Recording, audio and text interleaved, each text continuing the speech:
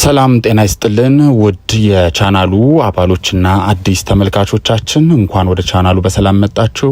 ዛሬ እጅግ አሳዛኝ በሆነ መረጃ ተመልሰናል። ይህም እንደተመለከታችሁት እንግዲህ ነጻነት ወርቅነህ ከዚህ ዓለም በሞት ተለይቷል።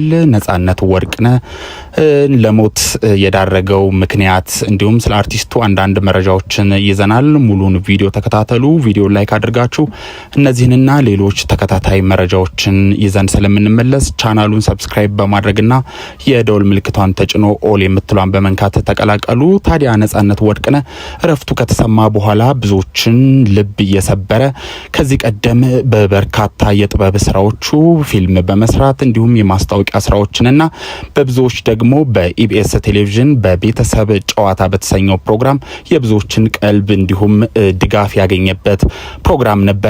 ነጻነት ወርቅነህ ልጅ አባትና ባለትዳር ሲሆን በበርካታ ሰዎች ከኢትዮጵያ ሕዝብ ባለፈ በማህበራዊ ኑሮ የተመሰገነ እንዲሁም በብዙዎች ዘንድ ተወዳጅ የሆነ አርቲስት ነበረ። በዛሬው ዕለት በተሰማው ህልፈቱ እጅግ በማዘንና ነፍሱን ባጸደ ገነት እንዲያኖረው እየተመኘን ስለ ሞት የዳረገውንና አንዳንድ መረጃዎችን እንቀጥላለን። ታዲያ ነጻነት ወርቅነህ በኢንስታግራም ገጹ ህይወቱ ከማለፉ በፊት የገለጻቸው ነገሮች ነበሩ።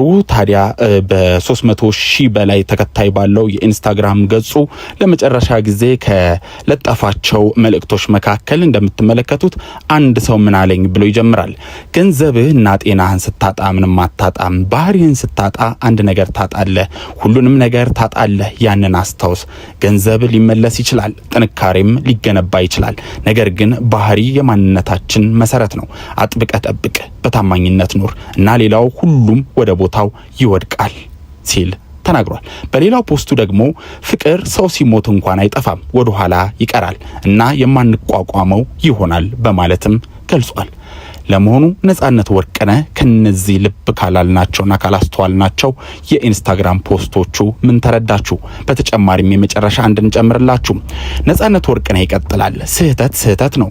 ሁሉን ሰው ቢያደርገውም ትክክል ነው። ማንም ሰው ባያደርገውም ይላል። ምናልባት ከጀርባው ቅኔ ይኖረው ይሆን? ጊዜ ይፈተዋል። ነጻነት ወርቅነህ በህይወት በነበረበት እስከ ዛሬው ዕለት ድረስ ማለት ነው በርካታ የጥበብ ስራዎችን ሲሰራ ከተለያዩ አርቲስቶች ከተለያዩ ድርጅቶች እንዲሁም ከመንግስት አካላትም ጭምር በርካታ የሆነ ድጋፍ እንዲሁም የበርካታ የሆኑ አድናቆቶችና ሽልማቶችን ያገኘባቸው ጊዜዎች ቀላል የሚባሉ ወይም በጣት የሚቆጠሩ አይደሉም። ነጻነት ወርቅነህ ከልጅነቱ ጀምሮ በበርካታ የጥበብ ስራዎች ባለፈባቸው ወቅቶች በበርካታ የኢትዮጵያ ሕዝብ ውስጥ ከገባባቸው እስከ ትላልቅ የጥበብ ስራዎች ድረስ እስኪሰራ በነበረበት ወቅት በባህሪው ምስጉን፣ በእምነቱ ጠንካራ፣ ለሰዎች የሚደርስ እንስፍስፍ፣ ለህፃናት ልዩ ፍቅር ያለው በተጨማሪም ሳቅና ጨዋታ አዋቂ አርቲስት እንደሆነ የሚታወቅ ነው። ነጻነት ወርቅነህ ከጊዜያት ወዲህ የሰውነቱ ላይ የተለያዩ ለውጦች መኖር የተለያዩ የማስታወቂያና የፊልም ስራዎች ላይ አለመሳተፉን ብዙዎች ልብ ይሉት ነበረ።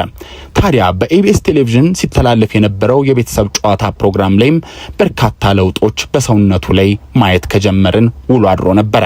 በተለያዩ ኢንተርቪዎቹም ጤናው ላይ ትንሽ እክሎች ሲያጋጥሙት እንደነበረም ከራሱ አንደበት ሰምተን ነበረ። ነጻነት ወርቅነህ ለህልፈት የዳረገው በርካታ ጊዜያት ቀላል የማይባሉ ወራትና ምናልባትም ጥቂት ዓመታት ያክል ሲያሰቃየው የነበረው ህመም እንደሆነም ከቅርብ የመረጃ ምንጮች ለማረጋገጥ ተችሏል።